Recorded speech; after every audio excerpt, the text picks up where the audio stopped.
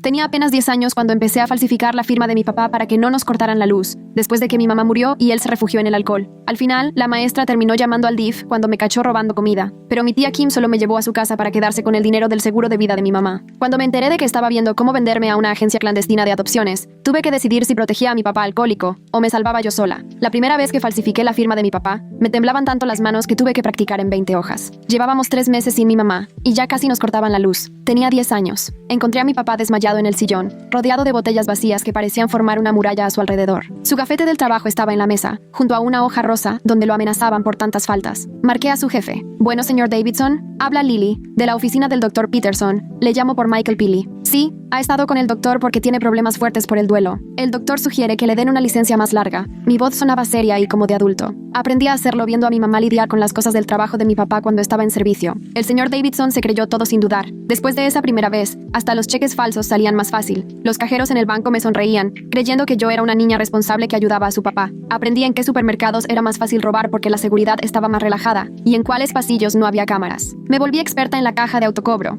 Pasaba productos caros como si fueran plátanos y con eso salía con lo necesario para no quedarnos con el estómago vacío. Seguro tu papá está muy orgulloso de ti, me decía la señora Patterson, viendo cómo yo cargaba las bolsas de la despensa hasta la casa. Qué niña tan responsable. Y yo le sonreía orgullosa. Dice que soy su ayudante especial. Nunca se preguntó por qué hacía las compras sola en días de escuela. En la escuela era la alumna modelo. Puro 10. Nunca faltaba a las tareas aunque nadie las revisara en mi casa. Los maestros me alababan por madura e independiente. Siempre tenía una buena excusa por los moretones. Que me caí de la bici, que me tropecé en gimnasia. ¿Cuál gimnasia? Que me pegué leyendo mientras caminaba. Es encantadoramente torpe, le decía la señorita Hangred a otra maestra, muertas de risa, pero es muy lista y ve cómo ayuda a los más chicos en el comedor. Los ayudaba porque casi nunca se comían todo el sándwich. Con el tiempo, me volví más hábil para robar. Ya sabía qué tiendas te llevaban directo al MP y en cuáles solo te vetaban. Descubrí que, si te veías limpia y eras bien hablada, los guardias pensaban que solo se te había ido la onda, no que estabas desesperada. Mantener a salvo el trabajo de mi papá era cada vez más complicado. Tenía que pensar excusas más rebuscadas y hasta aprendí a falsificar diferentes membretes médicos. Algunas noches, mi papá salía de su nube y me abrazaba. Su aliento casi me tumbaba de lo fuerte. Eres igualita a ella, murmuraba. Tan inteligente, encargándote de todo, mi niña buena. Esas noches me iba a la cama sin cenar, dándole mi galleta con crema de cacahuate, porque prefería que tuviera algo más en el estómago, además de vodka. Todo funcionaba perfecto porque la gente veía lo que quería ver. Un papá destrozado haciendo todo lo posible, una hija madura que le seguía el ritmo, y nadie quería fijarse mejor, porque eso significaba tener que hacer algo. Hasta que me cachó la señorita Pili. No fue algo dramático.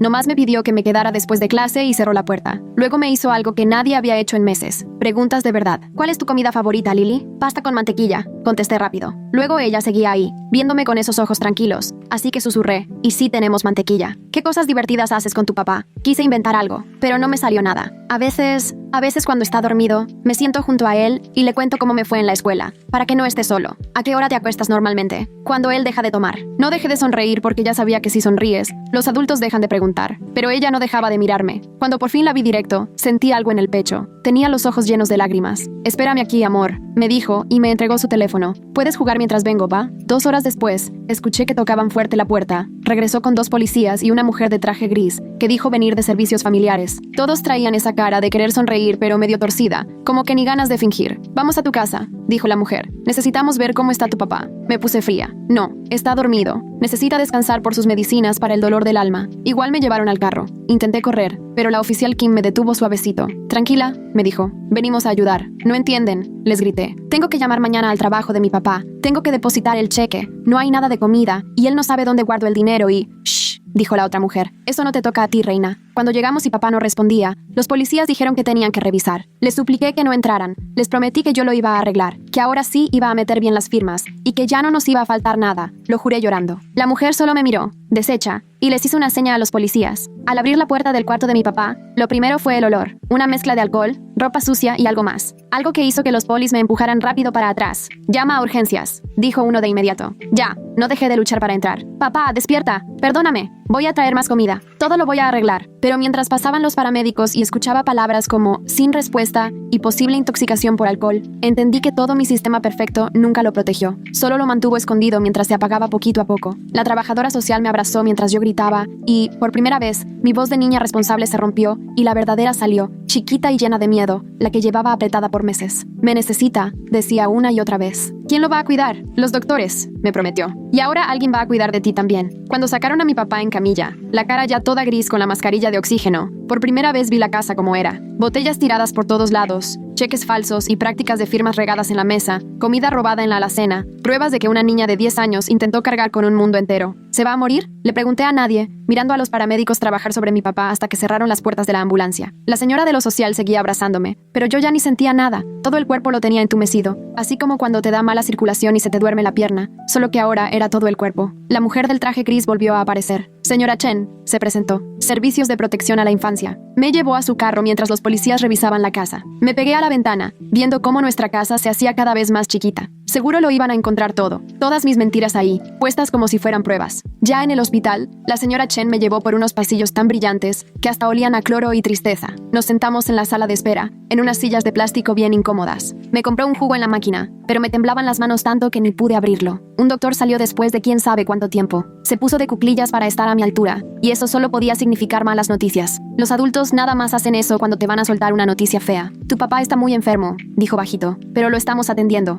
Va a tener que quedarse aquí por un tiempo. ¿Cuánto? Pregunté. El doctor miró a la señora Chen. Por lo menos unas semanas, tal vez más. Sentí el pecho hueco. ¿Y ahora quién iba a ver lo de los recibos? ¿Quién iba a contestar las llamadas del trabajo? Mi cabeza se puso a hacer cuentas y planes hasta que la mano de la señora Chen en mi hombro me frenó. Lily, tenemos que buscarte un lugar seguro en lo que tu papá se pone bien. Puedo quedarme en casa. Yo sé cuidarme. Eso no se puede, corazón. Las horas siguientes pasaron borrosas, entre llamadas, papeles y adultos hablando arriba de mí con palabras que ni entendía, como colocación de emergencia o cuidado con familia. La señora Chen me preguntó si tenía familiares, abuelos, tíos, tías, la hermana de mi mamá. Susurré. Tía Kim, pero vive en California. Más llamadas. Me quedé dormida en la silla esa tan incómoda y desperté cuando la señora Chen me movió el hombro, suavecito. Buenas noticias. Tu tía Kim toma un vuelo esta noche. Llega mañana temprano. Traté de acordarme la última vez que la vi. Creo que en el funeral de mi mamá. Usaba demasiado perfume y lloró como si le doliera más que a nadie, aunque mi mamá siempre me dijo que tenían años sin hablarse. Esa noche me llevaron a lo que llamaron un hogar de acogida de emergencia. La casa olía a popurrí y a gatos. La señora Rodríguez, la mamá de acogida, tenía ojos buena onda pero preguntaba de más. Le puse mi sonrisa falsa y le dije que estaba bien, solo cansada. Me llevó a un cuarto donde había 2 camas individuales. Otra niña, como de 13 años, estaba sentada en una, con audífonos y ni me peló. Mejor, yo tampoco quería platicar. Me acosté en la cama extraña y me quedé viendo el techo. Por algún lugar de la ciudad, mi papá estaba conectado a aparatos, recibiendo la ayuda que yo no podía darle. Ese pensamiento debería tranquilizarme, pero en vez de eso, la culpa se me quedó clavada en el pecho como piedra. La señora Rodríguez tocó despacio y entró con un sándwich y un vaso de leche. No había comido nada desde una barra de granola que me robé ayer, pero tenía el estómago tan revuelto que ni podía. Déjalo en el buró, dijo suavecito. A veces ayuda a tener algo ahí, para cuando sí te den ganas. Cuando se fue, me obligué a comerme la mitad del sándwich. Necesitaba energía para lo que seguía. La otra niña ya estaba dormida y hasta roncaba leve. Le tuve envidia de lo fácil que era para ella solo estar ahí, sin preocuparse por el futuro. Amaneció en un abrir y cerrar de ojos. La señora Chen llegó temprano por mí y nos fuimos otra vez al hospital. Mi tía ya nos esperaba en el vestíbulo. Se veía mucho mayor de lo que la recordaba, con el mismo pelo oscuro de mi mamá, pero más corto y perfectamente peinado. Traía ropa que se notaba carísima. ¡Ay, Lily! Saltó a abrazarme, oliendo a ese mismo perfume fuerte. ¡Pobrecita! No puedo creer que Michael permitiera que esto se le saliera de las manos. Algo en su manera de decirlo me hizo sentir incómoda. La señora Chen se dio cuenta y sugirió que nos sentáramos a platicar. Tía Kim se echó todo el discurso, diciéndole a la señora Chen cuánto se había preocupado desde el funeral, que siempre intentó comunicarse pero que Michael la alejaba de todos. Pura mentira. Mi mamá me había dicho que Kim solo llamaba cuando necesitaba dinero. Por supuesto que me la llevo, dijo tía Kim, apretándome la mano demasiado fuerte. La familia se cuida. Ya hablé con mi esposo. Hay espacio de sobra. La señora Chen le explicó todo lo que había que hacer. Papeles de tutela provisional, revisión de la casa,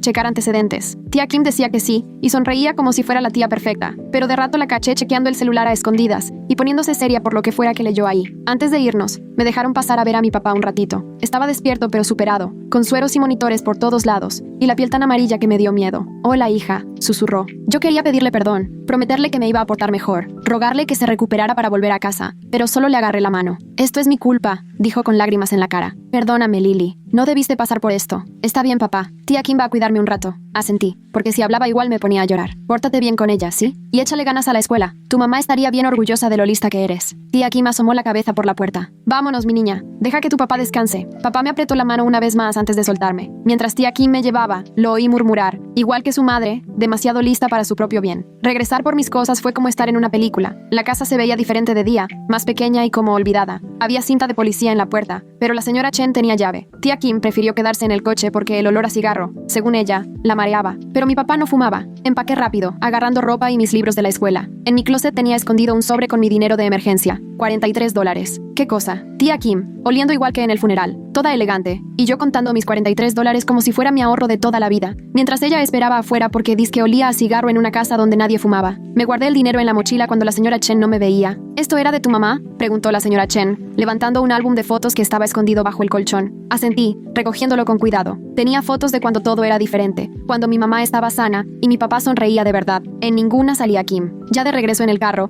tía Kim me hablaba de su casa en los suburbios, de su esposo Robert que trabajaba en finanzas, de cómo me iba a encantar la nueva escuela. Todo eso me sonaba lejano, como ruido de fondo. La veía por el retrovisor, notando cómo su sonrisa nunca le llegaba a los ojos. Paramos a comer en un restaurante. La tía Kim pidió una ensalada, pero apenas la tocó porque estaba pegada al celular. Yo pedí una sopa, algo sencillo porque traía el estómago revuelto de los nervios. Entonces, soltó de repente, dejando el teléfono a un lado. Tu papá debe tener algún seguro de vida de tu mamá, ¿no? O alguna cosa de viudez. Me enderecé en la silla. No tengo idea. Bueno, pues tendremos que averiguarlo, para que estés bien. Ya sabes que los chamacos salen caros. Se rió pero sonó falso. Robert va a querer saber qué onda con el dinero. Sentí un foco rojo en la cabeza. En estos meses ya había aprendido a descifrar a la gente, a distinguir quién traía malas intenciones y quién solo era indiferente. Y la tía Kim era de las primeras, sin duda. Eso lo está viendo la señora Chen. Le solté como si nada, mintiendo sin dificultad. La boca de la tía Kim se tensó. Ajá, ya veremos cuando te acomodes aquí. El resto del camino se la pasó haciéndome preguntas que parecían normales, pero estaban raras. Si mi papá tenía una caja fuerte, si yo sabía dónde guardaba sus cosas importantes, si alguien de su trabajo me había buscado para trámites o algo. Yo me hice la que no entendía, contestándole con medias palabras y haciéndome la interesada en la ventana, pero por dentro no paraba de sospechar. Ya sabía que ella buscaba algo, seguro dinero. Mi mamá alguna vez me avisó que a Kim le gustaba gastar sabroso y que tenía vicios con las apuestas.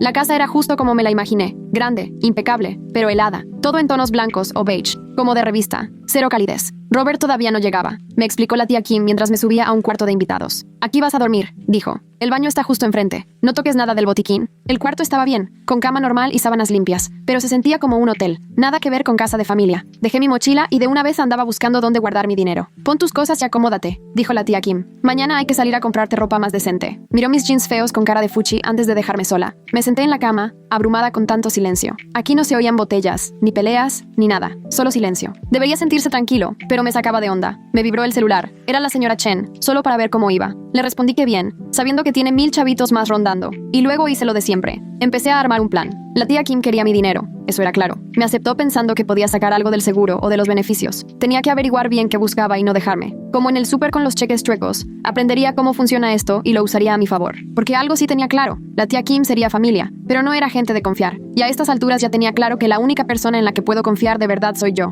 Esa noche en la cena conocí a Robert. Era más grande que la tía Kim, el pelo ya encanecido, y esos ojos de pescado, fríos, que ni me pelaron. Más le importaba quejarse de su día que verme. Entonces esto es nada más por un rato, ¿no?, preguntó, sin voltear a verme siquiera. Sí, claro, respondió la tía Kim. Nada más hasta que su papá esté mejor. Se cruzaron una mirada rara que no entendí. Cuando sirvieron el postre, la tía Kim volvió a la carga, preguntando otra vez por papeles, cuentas, si había testamento. La verdad, no sé, respondí en modo niña despistada. Mi papá veía todo eso. Robert bufó. ¿Seguro? Lo que controlaba eran las botellas, ¿no? Robert, le reclamó la tía Kim, pero ni parecía molesta. Pedí permiso, diciendo que tenía tarea. En el cuarto saqué el álbum de mamá y me quedé viendo sus fotos, congelada en tiempos más felices. Me pregunté qué pensarías, mamá, de todo esto. Seguro me dirías que estuviera lista para todo, que me cuidara yo sola. Así iba a ser. A la mañana siguiente me llegaron las primeras pruebas de fuego. La tía Kim me levantó temprano, ya perfumada como si fueran las 12. Me puso enfrente un papel y una pluma, sonriendo de oreja a oreja aunque ni eran las 7. El formato era clarito. Autorización para ver los registros médicos de mi papá. Leyéndolo, sentí cómo se me hacía un nudo el estómago. Lógico, me explicó la tía Kim. Necesitaba esos datos para cuidarme bien, según ella. Pero,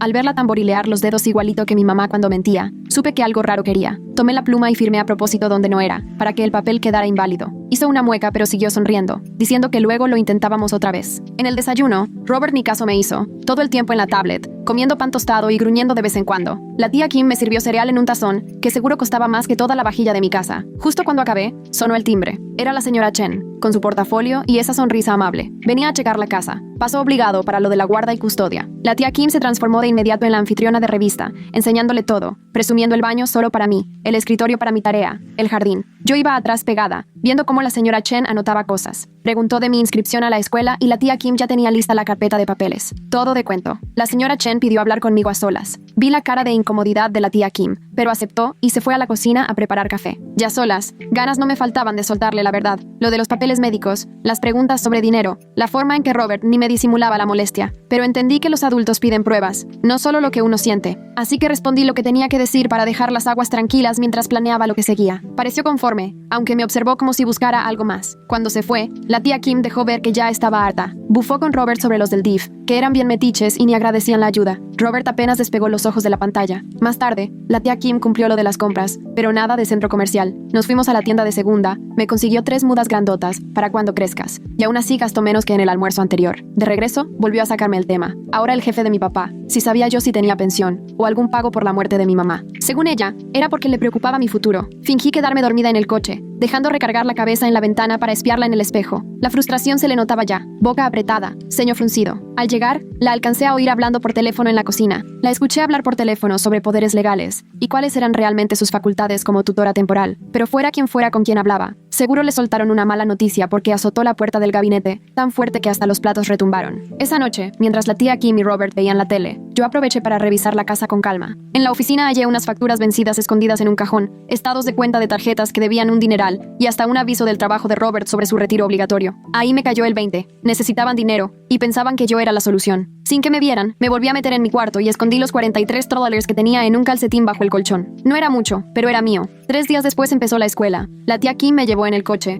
renegando de que el tráfico estaba imposible y de que la secundaria pública quedaba más lejos de lo que imaginaba. Se quejaba de que ella habría preferido meterme en la privada de la zona, pero que la colegiatura era una locura. La nueva escuela era enorme comparada con la otra, y los chavos traían mochilas de marca, platicaban de sus viajes, y yo, con la cabeza agachada, fui directo a mi salón sin preguntar. La maestra, la señorita Sebastián, me presentó al grupo. 25 pares de ojos me analizaron, seguro notando mi ropa de segunda mano que me quedaba grande. Me eché la mejor sonrisa que encontré, y fui hasta atrás a ocupar el asiento vacío. En el receso me senté sola, viendo cómo se repartían las mesas en la cafetería. Ahí las tribus se notaban por la ropa, los celulares, los audífonos, todo eso. Extrañaba mi escuela de antes, donde con ser listo era suficiente para encajar. Pasaron algunos días así, hasta que una chava llamada Ailey se acercó. Fue muy buena onda, y me preguntó de dónde venía y por qué había llegado. Contesté vago, diciendo que mi papá estaba enfermo y que yo estaba con la familia. No insistió, y hasta me invitó con su grupo. Poco a poco agarré rutina en la casa de la tía Kim. Ella buscaba la manera de sacarme datos sobre el dinero de mi papá. Yo me hacía la que no entendía o cambiaba el tema, mientras Robert nos ignoraba totalmente. La tensión en la casa subía cada día. Una noche la tía Kim anunció que el sábado veríamos a mi papá. Mi corazón dio un brinco, aunque se me fue al suelo cuando dijo que era para que firmara unos papeles. Solo trámites, me aseguró. Cosas para que estés bien cuidada. Yo sabía bien que eso no era cierto, y que los papeles no eran realmente para mi bien. En la escuela me refugié en los libros. Ese sí era mi terreno. Ahí no importaban ni el dinero ni la ropa. La maestra Sebastián se dio cuenta que le echaba ganas y empezó a darme tareas extra, cosas difíciles que de verdad me ponían a pensar. Pasaba horas en la biblioteca aprendiendo sobre tutela temporal, los derechos de los niños y todo lo que sí o no podía hacer legalmente la tía Kim. Necesitaba estar preparada, porque la información es poder. El sábado llegó la visita con papá. Se veía mejor aunque todavía muy delgado, y sus manos le temblaban poquito al abrazarme, pero sus ojos estaban claros y ya no tenía ese tono amarillo. La tía Kim nos dejó platicar un rato antes de sacar el bonche de papeles. Empezó con el discurso de siempre, de lo bien que yo estaba, de la casa perfecta para criarme, y de lo feliz que estaba de ayudar a la familia, pero de pronto sacó los formularios y le soltó la pluma a mi papá, como si solo fuera un asunto de rutina. Solo hasta que estés mejor, claro. Yo veía la cara de mi papá mientras leía, cómo fruncía el ceño viendo a la tía Kim todo confundido. Esos papeles no eran de tutela, sino para darle acceso a cualquier dinero del seguro y control de mi futuro. Las manos de mi papá estaban bien temblorosas cuando dejó la pluma sin firmar y le dijo a la tía que mejor quería pensarlo y tal vez consultar a un abogado. Kim se puso tensa pero fingió una sonrisa. Por supuesto, no hay prisa. El regreso fue en completo silencio. La tía Kim tenía los nudillos blancos de tanto apretar el volante, y cuando se detuvo, volteó a verme con una mirada fría, preguntando si yo le había dicho algo a mi papá. Negué y puse mi mejor cara de inocente, aunque por dentro sentí que había ganado. Mi papá podía estar enfermo, pero no era ningún idiota. Esa noche escuché a la tía Kim discutir con Robert. Las voces se oían clarito, aunque no entendí todo. Hablaban de que el tiempo se acaba, de deudas y de que había que ponerse más listos. El domingo la tía cambió el chip. Ahora era la tía cariñosa. Hizo hotcakes. Me preguntó por la tarea. Hasta propuso ir al parque.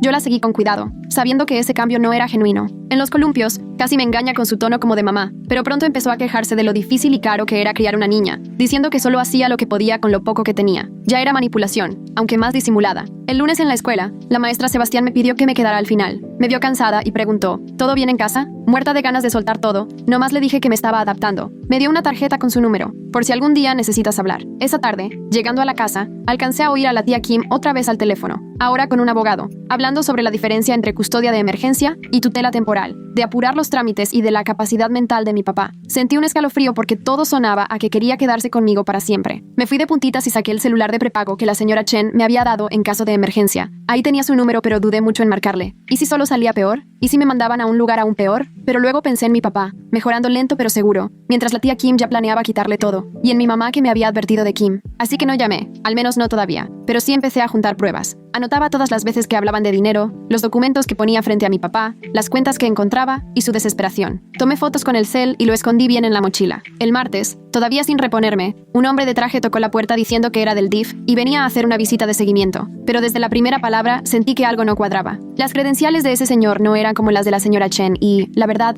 se notaba que le interesaba mucho más saber sobre mi papá que sobre mí. Mi tía Kim platicaba con él como si se conocieran de toda la vida, y eso me puso muy nerviosa porque los verdaderos trabajadores sociales no se hacen tan cercanos tan rápido. Aproveché para pedir permiso de ir al baño, y ahí mismo le mandé un mensaje a la señora Chen, preguntándole si había mandado a alguien. De volada me contestó que no y que tuviera cuidado, que ya venía para acá. Cuando regresé, el tipo le preguntaba a la tía Kim por el historial de mi papá, su problema con el alcohol, y hasta si ella creía que alguna vez podría volver a cuidarme. Tía Kim negaba con la cabeza, casi pintando a mi papá como si estuviera completamente perdido. Antes de que terminara, sonó el timbre. Era la señora Chen, que venía acompañada de otro señor que se veía importante. El tipo de traje quiso irse en cuanto los vio, murmurando algo de que todo fue un malentendido. La cara de la tía Kim cambió 1000 veces antes de que fingiera sorpresa y se hiciera la tonta. Luego, la señora Chen me pidió hablar a solas. Esta vez le conté más cosas. No todo, pero sí lo suficiente. Lo de los papeles, las llamadas del abogado, las visitas raras. Ella fue tomando apuntes y con cada detalle se le veía más seria la cara. Me insistió en que si pasaba cualquier cosa, le llamara inmediatamente, que ahora iba a venir más seguido, que mi seguridad era lo más importante. Cuando se fue, la tía Kim estaba enojadísima y me echó en cara que la había hecho quedar mal, que era una malagradecida.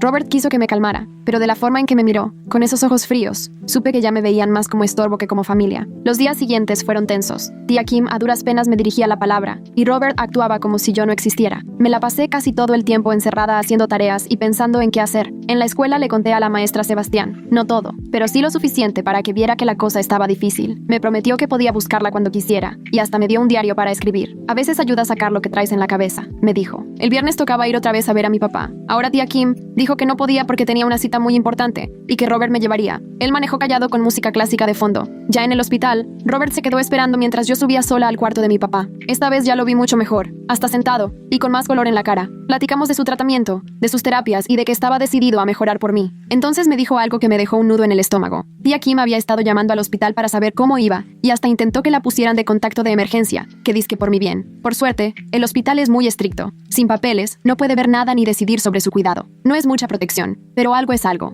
Mi papá me agarró la mano y me prometió que estaba luchando fuerte para volver a estar en casa y ser el papá que merezco. Me preguntó por la tía Kim, y nada más de ver mi cara, entendió sin que le dijera nada. El camino de regreso con Robert fue diferente. Ahora sí habló, y me soltó que yo era la que complicaba las cosas, que tía Kim solo quería ayudar y que, si cooperara, la vida sería más fácil para todos. Yo solo me quedé mirando por la ventana, sin decir nada. Me di cuenta de que, a veces, lo mejor es quedarse callada. Ese fin de semana, tía Kim intentó otra cosa. Sacó los álbumes de fotos de cuando ella y mi mamá eran niñas y empezó a contar historias para ver si me ablandaba. Algunas eran cierto, me acordaba porque mamá ya me las había contado, pero curiosamente, en todas las historias tía Kim salía como la buena. Me enseñó fotos de mi mamá que nunca había visto, de joven, en su graduación, en su boda, en la que, por cierto, tía Kim ni sale. Así que ahora la tía gruñona se quiere convertir en la Mary Poppins de los hotcakes y los columpios. Muy bien intentado, señora, pero ese discurso de lo caro que es tener hijos mientras me empuja en el columpio es como querer vender un carro ponchándole las llantas. Cuando le pregunté por qué no salió en la boda de mamá, su historia no cuadraba con lo que yo sabía. El domingo en la noche escuché otra discusión, esta vez sobre mí directamente. Robert quería que me regresaran al sistema de acogida, porque según él, yo daba muchos problemas y era demasiado lista para mi propio bien. Kim le decía que ya estaban cerca de lograrlo,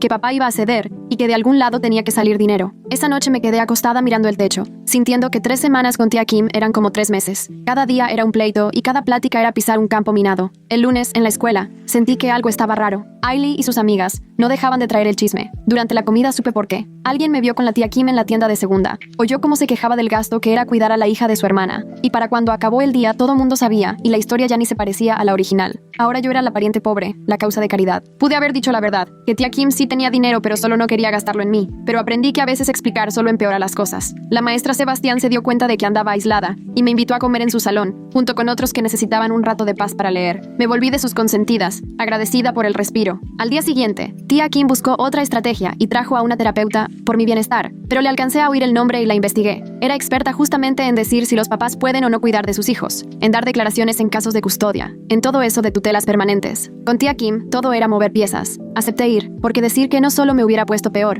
pero ya sé cómo jugar y qué decir para no darle armas contra mi papá. La sesión fue lo que me imaginaba. Preguntas sobre el alcoholismo, sobre cómo me sentía, si me sentía segura. Yo hablé de cuánto extraño a mi papá, de lo mucho que ha mejorado y de que ya me quiero regresar a casa, cuidando que cada palabra lo protegiera. La terapeuta solo apuntaba, sin mostrar nada en la cara. Afuera, tía Kim seguía con ese papel de tía preocupada, pero yo la vi viendo el celular a cada rato, seguramente esperando el reporte. Esa noche, ya decidida, le hablé a la señora Chen desde el baño, con la regadera abierta para que no se escuchara nada. Le conté que necesitaba verla porque todo se me estaba yendo de las manos, y ya me estaba dando miedo lo que tía Kim pudiera hacer luego. Me prometió que al otro día iría a la escuela para buscar soluciones y asegurarse de que yo estuviera a salvo. El miércoles por la mañana, tía Kim amaneció casi de buenas. Andaba tarareando mientras hacía el desayuno. Me dijo que me veía bien el peinado y hasta se ofreció a llevarme temprano a la escuela por si quería repasar. Ese cambio de actitud me puso más nerviosa que cuando se enoja. En la escuela, la señora Chen me encontró en la hora de la comida y nos fuimos a la oficina de la orientadora. Cerró la puerta para que pudiéramos hablar a gusto. Le mostré las fotos que tenía, le platiqué de la terapeuta y del hombre que se había hecho pasar por trabajador social. Su cara se fue poniendo cada vez más grave conforme le contaba todo. Me preguntó si sentía que corría peligro.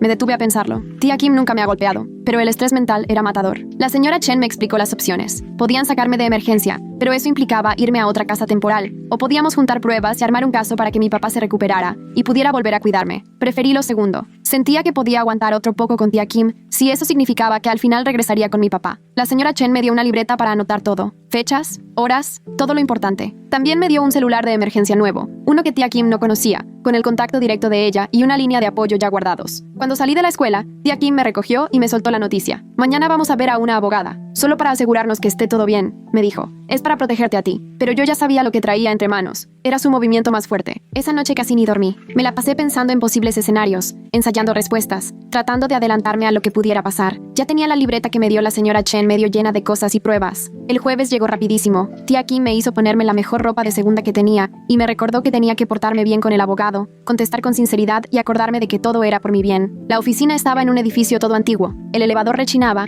y el pasillo olía a alfombra vieja. Cero lo que esperaba de un abogado importante. El licenciado, el señor Benjamin, resultó más joven de lo que pensaba. Saludó a tía Kim con mucha confianza, así que supe de inmediato que ya se conocían desde antes, o por lo menos que no era la primera vez que hablaban. Nos explicó que su trabajo era cuidar por mis intereses, que a veces cuando uno de los papás estaba mal, convenía tener una tutela estable y permanente. Lo decía como si fuera lo más lógico y hasta buena onda. Luego vinieron las preguntas, sobre el alcoholismo de mi papá, sobre desde cuándo, sobre si alguna vez me había sentido asustada o en peligro. En ese momento caché el juego. Todo estaba armado para juntar pruebas contra papá. Me hice como que no entendía. Le pregunté qué tenía que ver eso con que papá estuviera mejorando, y varias veces dije que cuándo iba a poder regresar a mi casa. Cada respuesta la llevaba para allá, para que vieran que papá sí estaba avanzando. Noté que al señor Benjamin se le fue quitando la sonrisa entre más me salía por la tangente. Tía Kim se metía a la conversación, queriendo que contestara distinto, pero yo ya le había aprendido sus mañas. Al final, el licenciado Benjamin sacó unos papeles de tutela permanente y dijo que tía Kim sería ahora mi tutora legal, con derecho a decidir hasta en lo económico. Ahí estaba la meta de todo esto. Le pedí ver los papeles, todos, y aunque puso mala cara, no pudo decir que no. Mientras leía, trataba de memorizar frases y términos legales que luego iba a investigar. Entre todos los documentos venía justo lo que tía Kim quería: acceso a fideicomisos, control de seguros y poder cobrar cosas a mi nombre. Me le quedé viendo con cara inocente y le pregunté para qué necesitaba tanto control, que según yo, papá iba a volver pronto. Ahí vi cómo, por primera vez, se le borró la sonrisa a tía Kim. Se le notó la rabia, o hasta el odio, en la mirada. pero de volada retomó el papel de la tía preocupada, que teníamos que estar preparados para lo que fuera. Hice como que la entendía y le pregunté si podía pensarlo, o mínimo hablarlo con papá antes. El licenciado dijo que no hacía falta, que yo era muy chica para esos temas. Ahí es cuando lancé mi carta. Mencioné que la señora Chen me había dicho que toda decisión fuerte debía pasar por ella y que seguro querría revisar cualquier papel legal. Cambio total de ambiente. Se tensó la mandíbula de tía Kim y el señor Benjamin, de pronto, tenía otra cita. El camino de regreso fue en silencio hasta que estábamos a unas cuadras de la casa. Ahí tía Kim se paró. Me miró tan feo que hasta se me revolvió el estómago y me dijo que yo estaba complicando todo, que ella solo quería ayudar y que si no cooperaba las cosas podían ponerse peor, para mí y para papá también. No fue amenaza directa, pero me quedó clarísimo. Yo nomás asentí y le dije que había entendido, aunque por dentro juré que ya no me iba a dejar. Esa noche usé el celular de emergencia para marcarle a la señora Chen y le conté todo. Lo del licenciado, los papeles, la advertencia. Me dijo que iba a avisar a su jefa, que esto ya estaba más fuerte que un simple pleito familiar. El viernes en la escuela le di a la maestra Sebastián un sobre cerrado. Adentro iba una carta donde le explicaba todo por si me pasaba algo, para que alguien supiera la verdad. La maestra se preocupó mucho, pero me prometió que lo iba a guardar bien. Y luego hizo algo que no esperaba. Me abrazó. Me dijo que era valiente y que todo iba a mejorar. Quise creerle. El fin de semana me llevó una sorpresa. Papá habló a la casa. Vi a la tía Kim pasar por 1000 expresiones antes de darme el teléfono. La voz de papá sonaba más fuerte. Me contó cómo va su proceso, del departamento que ya estaba buscando para cuando salga, del trabajo que su ex jefe le está guardando. Luego me preguntó lo del abogado. Alguien del hospital le había dicho lo que tía Kim podía estar tramando. No podía decirme mucho con tía Kim oyendo, pero sí alcancé a dejarle claro que estaba bien, que andaba con cuidado y que lo quería. Cuando colgué, tía Kim estaba echando chispas. Me echó en cara que ya puse a papá en su contra, que arruiné sus planes para ayudarme. Robert intentó calmarla, pero ya no le importó. Y ahí fue donde soltó la bomba, que si yo no cooperaba, se iban a asegurar de que mi papá nunca me recuperara, que tenía contactos, gente que le debía favores y que podía dejar a mi papá como si fuera el peor papá del mundo, uno que ponía en riesgo a su hija. La amenaza quedó flotando entre nosotras, como un secreto mal guardado. Me le quedé viendo, grabando cada palabra en la memoria para mi propio archivo mental. Después le sonreí, con esa sonrisa perfectamente ensayada que usaba con los maestros, los empleados y con cualquiera que nunca se tomaba el tiempo de ver más allá. Le dije que la entendía, pero entender y acatar no son lo mismo. Esa noche no pude dormir bien. Me la pasé planeando y sintiendo el alivio del teléfono de emergencia escondido bajo mi almohada. Repasé todos los apuntes que tenía, cada pedazo de evidencia. Al amanecer, ya tenía claro lo que debía hacer. En el desayuno, la tía Kim apenas se habló. Robert se clavó en la tableta y yo solo comí mi cereal en silencio. El ambiente se sentía tan pesado que de verdad parecía que algo nos aplastaba. Apenas la tía Kim salió a hacer sus mandados del sábado, supe que era mi oportunidad. Entré directo a la oficina mientras Robert se distraía con la tele. El archivero ni siquiera tenía llave y, para mi sorpresa, había muchísimo más de lo que esperaba. Estados de cuenta, cartas con abogados buscando opciones para declararse en bancarrota y lo peor, una carpeta a mi nombre llena de investigaciones sobre beneficios para sobrevivientes, pagos del seguro social y posibles cobros del seguro por la muerte de mi mamá. Me temblaban tanto las manos cuando le tomaba fotos a todo con el teléfono que apenas podía enfocarme. Ahí estaba la prueba. Me habían recibido esperando un dinero que nunca llegó. Semana tras semana su desesperación fue creciendo hasta empujarlos a intentar cosas cada vez más graves. De pronto escuché afuera la puerta del coche. Guardé todo rapidísimo y corrí a mi cuarto. Escuché a la tía Kim entrar, sus pasos con tacones en el piso de madera y, ya adentro, llamando a Robert. Por las paredes, se oía que platicaban de ver a otro abogado el lunes. Esa tarde, tía Kim decidió que iríamos de compras, y esta vez no fue a la tienda de segunda, sino a un centro comercial de verdad. Me compró 2 conjuntos nuevos, de marca, y gastó más que en toda mi ropa junta desde que llegué. Esa generosidad inesperada me puso la piel de gallina. En la caja, no perdió la ocasión de decir alto y claro lo caras que son las niñas, y cómo hacía todo lo posible a pesar de la situación. La cajera solo me vio con lástima, pero yo sabía perfectamente que tía Kim lo hacía para tener testigos de su supuesto sacrificio. De regreso en el auto, intentó una nueva táctica. Empezó a hablar de que necesitaba estabilidad, que quizás mi papá jamás iba a recuperarse por completo, y que si no fuera por ella, terminaría yendo de casa en casa. Todo lo dijo con esa voz fingida tan suya, pero yo ni caso. Solo me quedé viendo por la ventana y contando buzones, sin darle el gusto de pelear. Mi silencio le molestó más que cualquier respuesta. El domingo, llegó una señora que yo no esperaba, diciendo que venía de una agencia privada de adopciones. A la tía Kim sí le noté la sorpresa, pero igual la invitó a pasar. Escuché deslizándome por las escaleras, mientras platicaban entre susurros de opciones para adolescentes, familias que querían adoptar y apoyos económicos. Sentí un frío terrible. Era otro nivel de bajeza hasta para ella. Me subí corriendo a mi cuarto y le mandé mensaje a la señora Chen, quien no tardó nada en devolverme la llamada. Uy, tía Kim sí que se está coronando como la villana del año. Primero, según la buena onda, te compra ropa de marca como si eso solucionara algo. Y para rematar, la aparición misteriosa de una señora de adopciones en domingo. Qué conveniente, ¿no crees? Contesté bajito desde el closet, casi entre la ropa, para que no me oyeran. La señora Chen no lo dudó. Llegó en menos de una hora con mi supervisora. Empieza a preparar lo más importante, por si acaso. Me temblaban las manos mientras metía a una mochila el álbum de fotos de mamá, el dinero escondido y los papeles importantes que había guardado tanto tiempo. 40 minutos después llegaron 2 carros. Del primero bajaron la señora Chen y una supervisora con cara seria y traje azul. Del segundo, 2 policías. Tía Kim abrió la puerta y se quedó blanca. La supuesta agente de adopciones trató de escabullirse, pero un policía la paró en seco. Resultó que ni era de agencia ni nada. Tía Kim la había contactado por debajo del agua y era alguien que cobraba por hacer arreglos con casos difíciles. Se armó un caos controlado. La supervisora de la señora Chen mandó a los policías a asegurar ciertos papeles. La señora Chen recogía mis cosas, mientras tía Kim iba del grito al llanto diciendo que todo era por ayudar. Robert apenas salió del estudio, y en cuanto vio policías, fingió no saber nada, y se hizo a un lado, aunque no se les veía convencidos. Yo miraba todo desde la escalera abrazando mi mochila. En eso, la señora Chen se me acercó y salimos del brazo a su coche. Mientras nos alejábamos, vi desde la ventana cómo la imagen tan pulida de la tía Kim se desmoronaba frente a los vecinos, discutiendo con los policías en su césped perfecto. Esta vez caí en una casa temporal distinta. Era de un matrimonio grande, los Nguyen, que se especializaba en cuidar niños cuando las familias pasan crisis. La casa olía a canela y a pan, y la señora Nguyen me enseñó un cuarto sencillo pero limpio, diciendo que me tomara el tiempo que necesitara para acomodarme. Esa noche, la señora Chen regresó y me contó las noticias. A la falsa agente la estaban acusando de fraude. Tía Kim estaba bajo investigación por intento de tráfico, aunque demostrarlo no sería fácil. Y lo más importante, el equipo médico de mi papá ya estaba avisado y le estaban acelerando el tratamiento. Los días siguientes fueron como vivir flotando. Los Nguyen eran buena onda, pero también marcaban distancia profesional. Regresé a mi antigua escuela porque la señora Sebastián movió todo.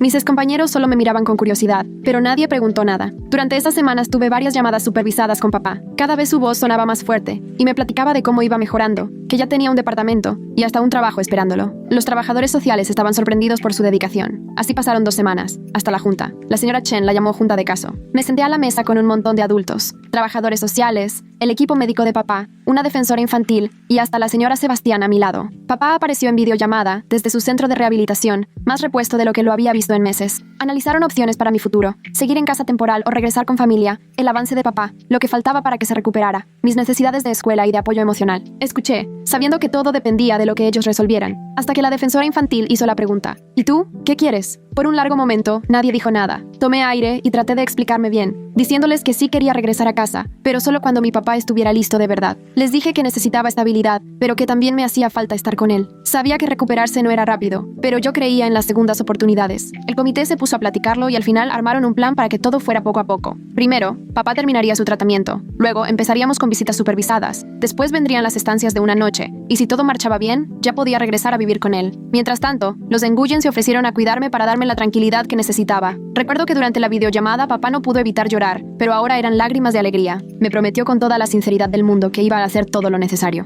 Ir a todas las juntas, no faltar a ninguna terapia ni a las clases para padres. Yo le creí. Los meses siguientes agarraron un ritmo. Iba a la escuela entre semana, me empezaba a llevar mejor con mis amigos, y poco a poco volvía a sentirme yo. Los fines de semana, teníamos las visitas supervisadas con papá, y cada vez lo veía más fuerte, más parecido al papá que era antes de que mamá se fuera. Las visitas se iban alargando y ya no estaban tan encima de nosotros. Todo se sentía más natural. Los líos legales de la tía Kim seguían su curso. Al final, le quitaron el cargo de tráfico, pero sí la acusaron de fraude, y con tanta presión, su matrimonio con Robert no aguantó, y terminaron separándose. Me enteré por la señora Chen que mi tía Kim se fue del estado, buscando empezar de nuevo en otro lado. No sentí gusto ni venganza, solo alivio de que ya no estuviera cerca. El depa de mi papá era chiquito, pero siempre estaba limpio, y hasta decoró mi cuarto con fotos de cuando todo era más bonito. La primera noche juntos, él quiso hacer la cena y le salió fatal, pero terminamos riéndonos un montón de sus intentos. Era como volver a aprender a ser familia, desde cero. 6 meses después de esa noche horrible en casa de la tía Kim, llegó la audiencia final. Papá usó su único traje, bien planchadito. Estuve sentada a su lado mientras el juez revisaba nuestros avances, que mi papá sí había ido a su tratamiento, que tenía chamba fija,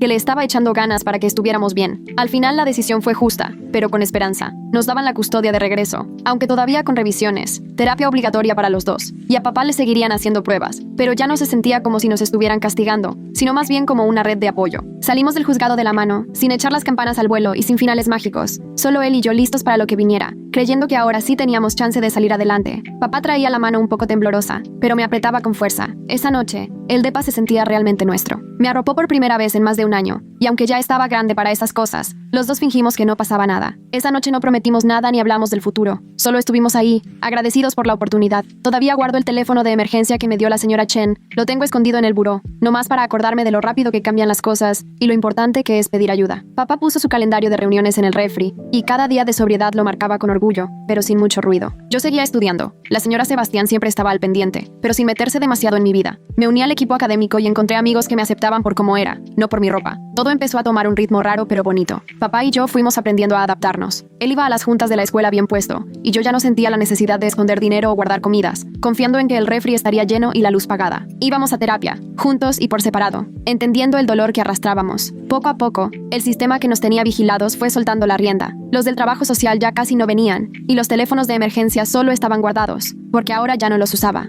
Nos probamos que podíamos salir adelante. No todos los días eran fáciles. A veces papá se quedaba pegado viendo la foto de mamá, aguantándose las lágrimas. Yo todavía tenía pesadillas, soñando con documentos falsos o botellas vacías. Pero siempre amanecía. Nos esperaba la escuela, el trabajo y esas rutinas sencillas que ya nos daban paz. Todo lo que aprendí en esos meses duros, como leer a la gente, anticipar broncas o sobrevivir, se volvió parte de mí, aunque ya casi no las necesitaba. Era como tener herramientas guardadas, esperando no volver a usarlas. Cuando papá cumplió un año sobrio, cenamos tranquilos en casa, nada de fiesta. Él me dio una tarjeta con su letra medio chueca que decía: "Gracias por no rendirte conmigo". Yo le regalé una foto donde estamos los dos en el parque, riéndonos de verdad. Nuestra vida no era perfecta. Papá seguía batallando y yo seguía cargando ese peso de haber tenido que crecer de golpe. Pero ahora los dos nos apoyábamos, con nuestras redes y la esperanza de que vendrán tiempos mejores. El pasado ahí queda, pero ya no define todo lo que somos. Nuestra historia no terminó con grandes dramas ni justicia celestial. Terminó con curarnos poco a poco, con pasos chiquitos y con la satisfacción simple de una familia que se va reconstruyendo de a pedacitos. No fue un final de película, pero sí uno real. Y con eso, suficiente. No tuvimos un cierre de cuento de hadas, pero sinceramente, prefiero esto a que alguien agite la varita y de pronto todo sea perfecto. Porque ser familia de verdad es vivir el día a día, ver a papá tachando sus días en el calendario del refri y los dos yendo a terapia, enfrentando lo difícil como se hace aquí, sin magia ni atajos. Bueno, pues esta historia nos llevó de firmas falsas a cenas en casa y nos enseñó que a veces el mejor final es poder seguir intentándolo, juntos, un día a la vez.